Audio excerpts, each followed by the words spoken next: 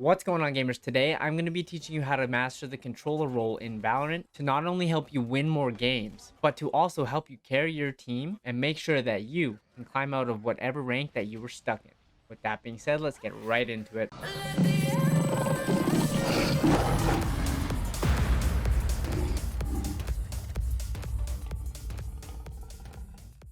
First, let's talk about exactly what your role is on the team as a controller agent. Essentially, you are the most important part of your team comp. Without you, it's close to impossible to take site, hold sites, and secure rounds. Your main objective is to block off certain areas of the map to allow your team safe entry onto site, whether that's to plant the bomb or to retake a site and defuse the bomb. And you're also responsible for slowing down or stopping the enemy's push. With that being said, you have to actively be communicating with your team, asking where they want you to smoke, telling them to call for smokes, and making sure that you only throw smokes down when your team is ready to execute on them. I know that it seems like a lot of responsibility because it is. Not only do you have to control the map, you also need to be competent with your aim and be able to win 1v1s, as you will most likely be last alive in many situations if you were playing your role properly. Unlike the duelist or the initiator, you should always try to be one of the last alive, as your utility is very important for your team, and if you feed and die right off the bat, it will be very hard for your team to win because the enemy will be able to take space much easier. Now, depending on the agent that you are playing, you're going to have two different smokes that you're working with, either a wall smoke or an orb smoke. Each one comes with its own unique playstyle, as the wall smoke can only be placed once but can be used multiple times during the round. But orb smokes can be used whenever they're needed, but will fade after a certain amount of time and can only be reused if you have one left.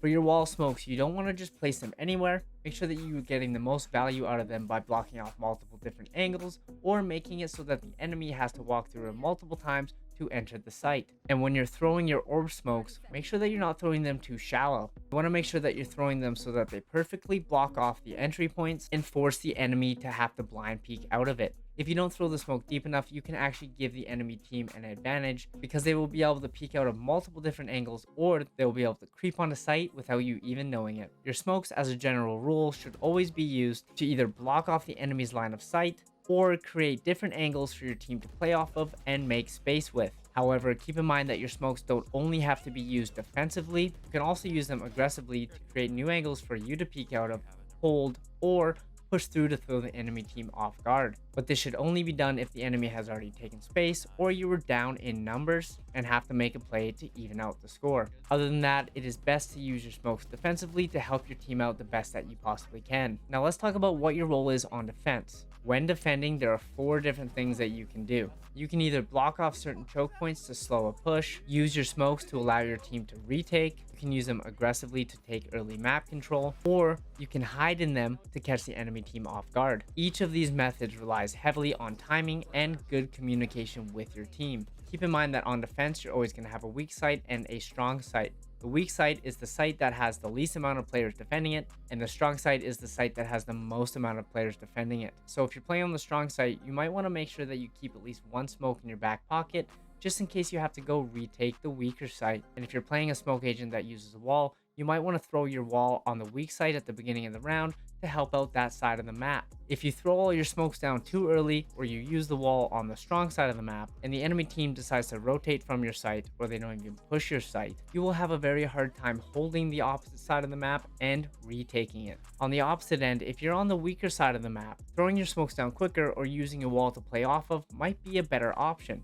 as you will have to try your best to hold the enemy off until your team can rotate. However, when playing the controller role, there is no set rule of when and where you need to be smoking. Your job is to be able to read what the enemy team is doing and throw your smokes accordingly. And the best way for you to do this is to not throw all your utility out right at the beginning of the round, but instead play reactively and throw your smokes as soon as your team calls for them or when you hear the enemy team coming. Also, you want to make sure that you're not taking early aggressive fights on defense when you are the controller agent, because if you die early round, your team's going to have a very hard time holding or retaking the site. However, again, you can sometimes get aggressive depending on if you have a set play in mind and your team is down to do the push with you. If not, don't feed early round, play your life, don't throw. Now, on attack, you are arguably even more important for your team. Your job is to smoke off certain areas of the site or other places on the map to block the enemy's vision, making it much easier for your team to take space. With that being said, you shouldn't just smoke right away. You need to make sure that your timing is good, because if you smoke too early, your team gets held and you don't push on the site,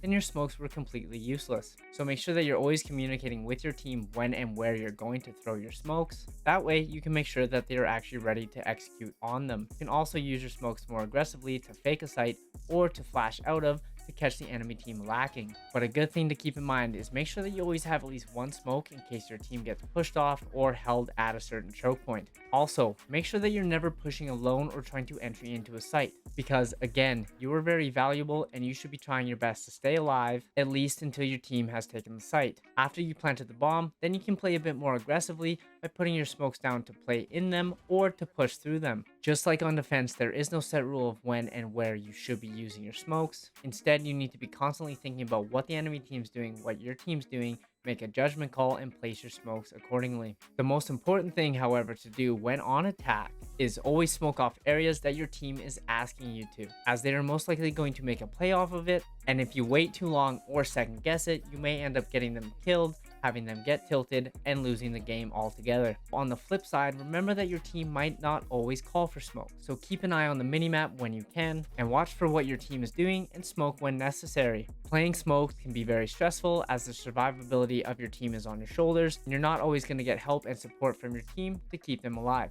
As a controller player, you need to constantly be thinking about what's going on, not just in front of you, but on the entire map as a whole. And the best way for you to stay on top of this is to always be communicating with your team and checking the minimap when you can. But don't forget that playing smokes doesn't mean you're just a support agent. You also need to be able to win your 1v1s, trade out your team when necessary, and be able to clutch up, because most of the time you're going to be alive when the enemy team has more numbers, or you're going to be the last alive on your team. This is why being a smoke player isn't only the most important role for the team, but the hardest as well. But if you can master these basics, you will be able to carry any game that you play and rank up very quickly, because you won't have to rely on your team to do all the work. Instead, you'll be able to take control of the game yourself and not only have impact from the kills you're getting, but in every other area of the game as well. Thank you guys so much for watching. If you got any value out of this video, or you want to see videos like this in the future, feel free to hit that like button, sub to the channel, and ring that bell notification so that you can stay ahead of every other gamer and unlock your full potential. Much love, guys. Hopefully I'll see you in the next one.